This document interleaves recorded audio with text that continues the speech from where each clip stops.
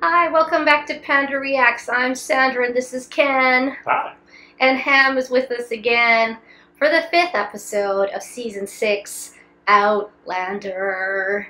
And we left off with Malva being a sneaky little perv watching Claire and Jamie go at it in the barn. Oh yeah. It's so disturbing. I had to cover Ham's eyes so he couldn't see the naked sexy times going on. Man. You can't do that stuff. It's not good. Boo to that. So what's going to happen with that? Is Malva going to think that that's not normal? Or is she going to ask someone about it? Or is she going to go try it herself? What's she going to do? With Ian. She has a thing for Ian. I don't know about that. We'll have to see what happens there. So yeah, last episode was mostly Ian's backstory to do with the Mohawk, and then him resolving some feelings regarding his previous wife and baby Za, and his brother, his Mohawk brother that he spent all that time with, like his best friend. So he has kind of wrapped up those feelings. So now what will happen with Ian moving forward? He's more open to start relationships, I think, at this point. Yeah. Because now he's moved on. Watch out, Malva. Yeah, I don't know. I think Malva's I think it'd be watch out Ian. Malva's way more into Ian than Ian is into Malva. No. I just posted episode 4 today, so I won't be able to look at the comments as of yet. Because they did put me in copyright jail. Again. Last time they took me out super fast. But this time they're lingering, so we'll have to see. Sometime when I first when they copyright it to begin with, it's usually yellow, which means you can see it in some countries, and then they let it go when it's green. So I don't know if people can see episode 4 yet. I guess we'll find out. Anyway, let's get straight into episode 5. We must hurry, sire. How does one tolerate this cursed bonnet? Or breathe in this wretched gout? What a pathetic loser. Yeah, they certainly made him quite He's really not that bad historically. No, I don't believe he's that bad historically. Not at all. The history was actually pretty interesting. They've made him pretty wussy. Pretty wussy and pretty terrible in this thing. Like, pretty stupid, and that's no indication of that from history. Mark me, dear Flora. Your kindness will not go unremembered. Mark me.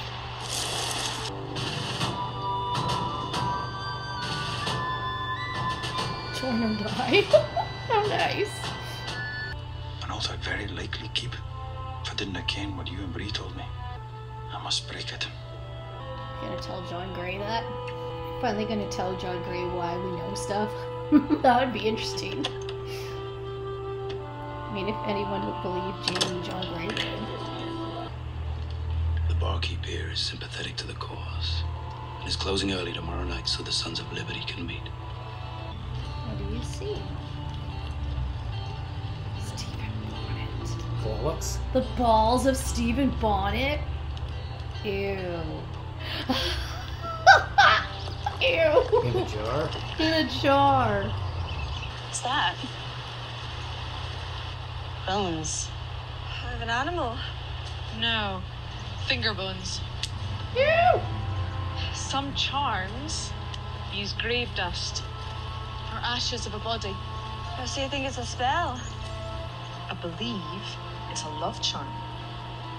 The one they call Venom of the North Wind. You mean McCallum? True. She's a widow. Only with those 2 young children, no doubt. Excuse us, John. I see my aunt has arrived. I need to talk to my aunt. Of course.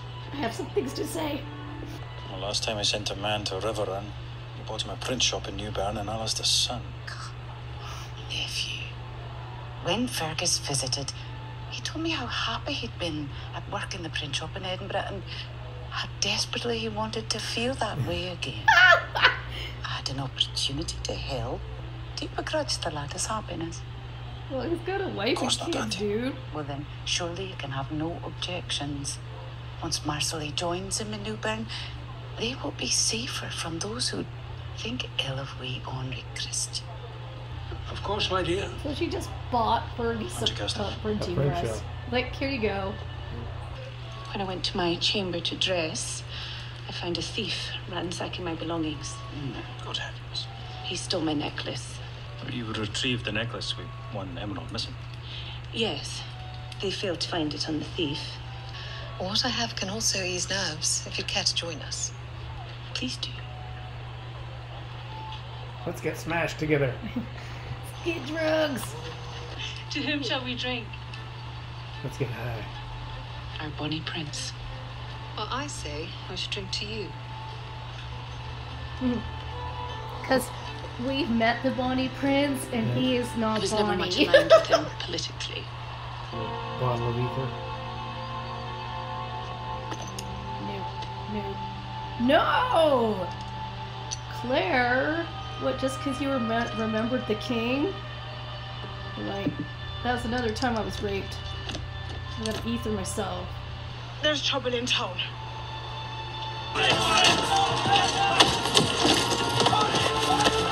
Sims, what's this all about? Your Aunt had me print those to commemorate the day. She brought me the drawing last week. It was for a good cause. Seems these men are not as eager as we to honour our Scottish heroine. Now, you've no cause to threaten a man for doing an honest day's work. We don't want his Tory lies getting spread. Whoa! I'll print whatever I damn well please. Send not to know for whom the bell tolls. Oh god. Tolls for thee. I wouldn't worry about that just yet, Mr. Christie. You have to get up there first. Without more help, we might die trying. Who's that? Is that Malva? Mr. Henderson, have you gone mad? And here of all places. We haven't done anything, sir. Your father and brother are outside. A word to my father, Mr. Mackenzie, and I'll tell everyone I've seen you kissing Amy McCallum. I've done no such thing. But everybody knows you spend more time with the widow than you do your own wife. Malva, you evil. Wow. I want to spend my time with you and Jamie. Just the three of us. All the four of us. What? What you doing, Malva? You sneaky lady. Are these dead people? Yep. This is where he gets her finger bones. Mm-hmm. Yep, it's her. I thought it would be. I'm probably gonna love this. Holy crap! Who's she gonna blame this on, though? Well, I won't be there then. I will attend that meeting. Oh, There are soldiers ready and waiting to put a stop to it, catching me out. But if these men don't trust you, perhaps you might glean some information. no, it's not for spying. You mean attend? Is one of them. I am a fool. John, no. So the rumors are true then. You are for independence, eh? I'm afraid, Mr. Fraser, that you're no longer welcome. Why? Why not? You made your sympathies quite plain, and you defended that Tory printer. Mr. Sims owns a printing press. It's his right to print whatever he pleases. I came here tonight because I believed I'd be among men who understood that. Men who are not afraid to hear another man's opinion spoken. Because they prize that freedom. Maybe I was wrong to think so. Maybe there is no common decency. Common decency, Mr. Fraser. Aye. Yeah. You tried If to... it truly is to be common to all men, it must begin with us. How do I know we can trust you? Came here to warn you. Very shortly there'll be soldiers coming through that door hoping to make arrests. I have friends. Tell them when to leave. Do it now. Unlock the door.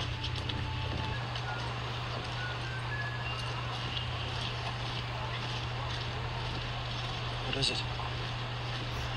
It's a bit weird. Nothing.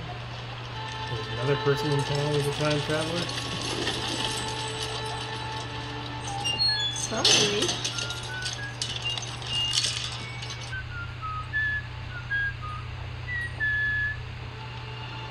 The one who stole her emerald because they want to go through the stones with a gem. Alright, that was episode 5. Had a few revelations in it. Yes. So, on the ridge... Spoiler alert. Malva was an absolute psycho. She was cutting off a dead man's fingers so she can do love charms, which her dad is going to be oh so thrilled about. Plus, she was trying to screw a dude on the church floor, but she got interrupted by Roger. And then threatened Roger by saying that she'd tell Bree that he kissed Amy, and he didn't, because she's being a total jerk. She's going to end up getting herself hung. Yep, like her mother. So, yeah, she seems to have a little, I mean, Christy said she's kind of evil, and I kind of believe her. Yeah, she's kind of diabolical. Starting to think she might be a little evil, and we just didn't, want to believe it. Capability for it, for sure. So, Roger was helping that widow, but word on the street was that he was spending more time with her than his own family, and that got to Bree, and Bree was like, everybody's talking about it, and like, you gotta stop doing that, and he's like, no, I can't, I have to help them. Then he realized she might actually be having a crush on Roger because she invited him to dinner, and then they looked like a family, and he was like, oh. Yeah, this is a bit weird. Whoops. But then he went back home and said no, he wouldn't do that. Instead, Malva's little fling on the floor will be doing it. And Bree says they're having another kid. So there you go. There you go. I haven't reached that part in the book, so that's all surprises to me. Marsley has to pack because Jocasta decided when Fergus showed up to give him his dream job of being a printer again and bought him a print shop. Yeah. Jamie is not so happy about that. No, because, she's of course allied with the, crown. Yeah. That's going to make for some awkward conversations. Yes, and he's going to feel obligated to kind of like fulfill her wishes since she bought him the print shop. Yep, and she's pretty upset about Murtaugh dying, so she's mad at, well, I think she's... Well, Tryon and the crown and the rest of it. Yeah, so what is she playing at? Yeah, that's what's so weird about it, is that, she's displaying this loyalty for the crown that took her love of her life.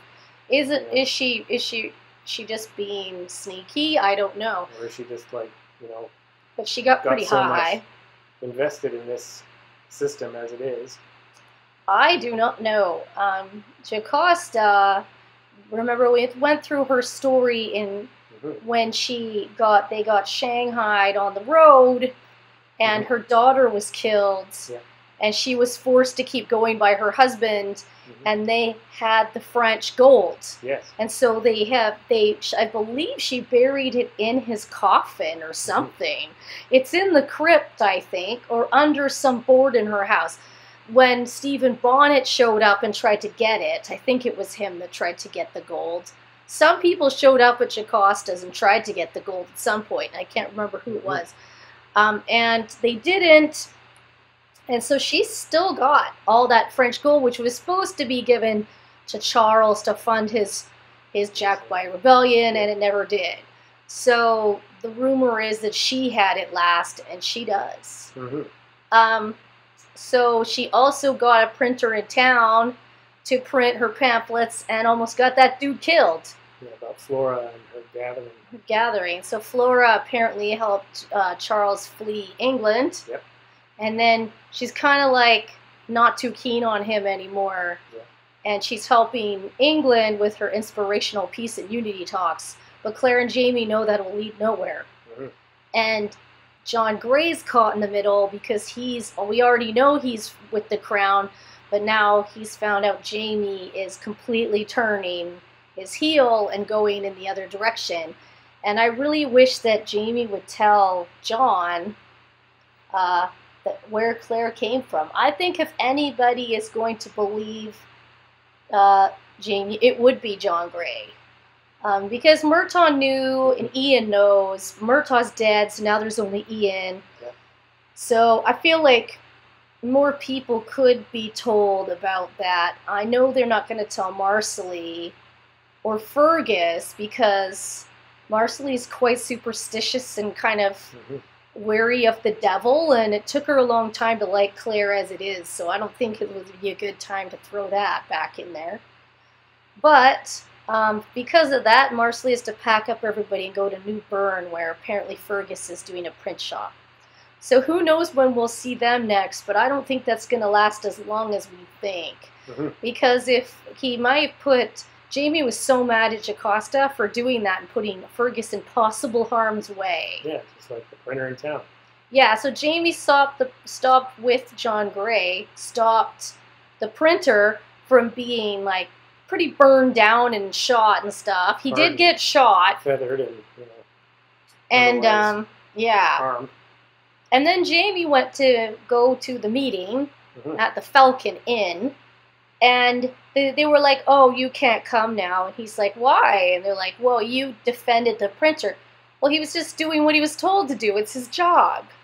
Jamie, having been a printer, knows this very well, except he was secretly doing Jacobite pamphlets in the back room. But this guy was just printing stuff he was asked to print because that's his job. So Jamie gave them a what-for verbal lashing about how their liberty apparently doesn't include allowing people to do their work or own land and taking things from them and trying to kill them when they don't, and stifle them when you don't like what they have to say. So then they were like, they're like, well, how can we trust you? Well, I can tell you that the Redcoats are coming for you, like, in a couple minutes, so we can get out. Because John told him that before he found out that Jamie was going to be there. Agreed to slow the soldiers up as much He as he did, because Jamie used John's love for him. So what will happen now? I don't know. John looked like he was contemplating what Jamie had said. Unfortunately, John, if you stay in in North America, you will be part of that war. I think you need to get back to William in Scotland or England or wherever he is now. So, yeah, they talked a bit about William. Then, at the very end, weird psycho, we hear the whistling of a tune that could only be from the future. Colonel Bogey March. And Claire's like, what? I think I just double. Now, this has got to be one of the 4 dudes who came through at the same time. So if we remember, there were 4 men who came through the stones together. Indian men who were trying to stop the decimation of their own people in the future, in the past, for the future. Yeah. The first guy we knew of was Ottertooth. Ottertooth was a pain in the butt to the tribe, and they ended up killing him. And his little skull and its cavities were in that cave that Claire found in one of the seasons. And she ended up with the amulet. Did they give her the amulet? She found the amulet. I'm pretty sure it was with that skull. And that's the amulet that burned Jemmy. Yeah. And it was a whispering stone. Anyway, when she was raped last season by Lionel Brown and his crew, one of the people in the group was one of those 4 dudes who asked her if she knew who Ringo Starr was. And she was like, what? And then he kind of explained he'd come from, I believe it was also 1968. And a lot of people went through that year. Alis went through as well. But the problem is, and this I learned in the book, is that when the 4 dudes went through, they didn't all come out in the same year. So they never found each other. They thought that each one may have come through, but they didn't know.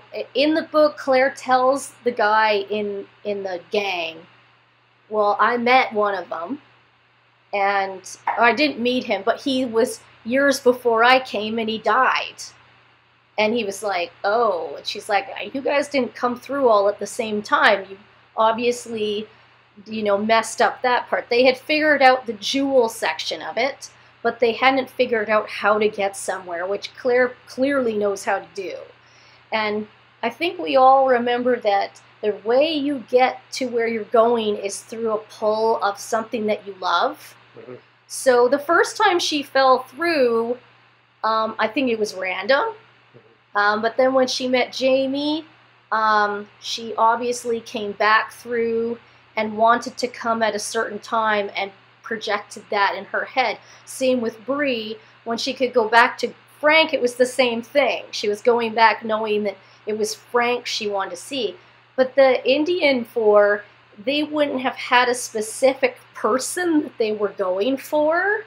So they would have shown up in different time zones or places and who knows what. But the guy at the very end clearly had very dark hair. When he started turning around, I swear he's either was part of Lionel's gang and wasn't killed, because Claire wondered if he was, but they didn't know. It was dark and nobody could tell. Is he the one from that gang, or is he one of the others? Because there are still two unknowns. And he's in jail in Wilmington. So I don't know what he did, but... Thievery. Oh, yeah, he stole the emerald. They said they caught that guy, yeah. He stole the emerald, and that's when we knew he wants to get back. See, Claire knew where to go back. So if it is him, he might seek out Claire to find out where there's a stone you can return. Bus stop. Because at least in the book, and my memory from the show is starting to fade on this one. In the book, he says, do you know where to go back? And she's like, yeah, I do. I know where. Claire's discovered several points on this thing. Mm-hmm. The one in Scotland, the cave in, was it Jamaica? And where Galus finally died, and of course the stones in North America that Bree came through in Scotland and then sailed across. Roger as well. So, but when they went back, one of them had fallen near the stones. I think it was Roger, when he was escaping from the Mohawk. Yes. He fell, and they captured him again, but he fell by the stones and heard them, and we were all like, go back, Roger! Because he had such a horrible time after that. Yeah. But he, of course, was captured before he could go back. I don't think he had a gem, but he certainly could hear the stones and remembered where they were. So when Bree and Roger tried to go back, of course that failed and brings them back again, because all that they love is actually right there. So, I don't know if they'll ever be able to return. They tried, but because they found out Jemmy could travel, and then so will this little baby be able to travel? I think so, because both parents can. So I think that there's probably a high percentage that this child should be able to hear the stones as well. So there you go. There you have it. I can't think of anything else, but I am intrigued to find out who the whistling dude in jail is. We did get to see a jar of Stephen Bonnet's balls. That was unfortunate. The Falcon Inn had a jar sitting right on the mantle. Classic. He should have brought those back and said, here you go, Bree and Roger. Now you hold the balls of Stephen Bonnet. Yeah, because he died last season, but in my book, he's still alive. So I'm sure he'll die soon. Same way, because they had combined them. So anyway, if you like our videos, please subscribe, do a thumbs up, leave us a comment, and we'll see you for episode 6. Bye!